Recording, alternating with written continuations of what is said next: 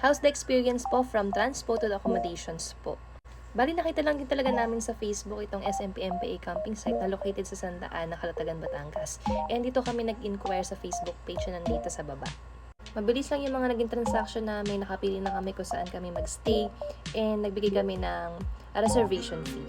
So pagdating namin doon sa arko ng Barangay Santa Ana, nag-turn right lang kami dire-diretso na hanggang sa makarating kami doon sa campsite.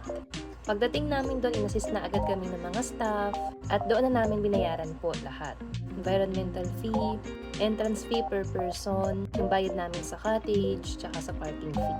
Then after nun, inihatid na kami dun sa place kung saan kami magstay kasi day tour lang yung aming in-avail.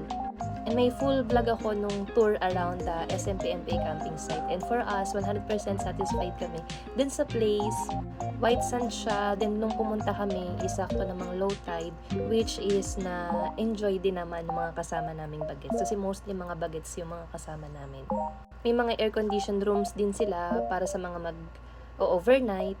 May signal doon sa place, may mga outlet din sa mga pag-istayan kahit mga open cottages, may lagay na rin ng mga gamit.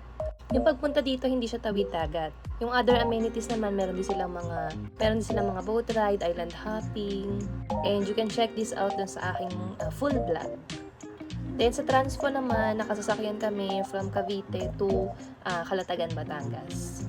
And for other questions about the SMP-MPA campsite, so dito kayo mag-message sa page na to.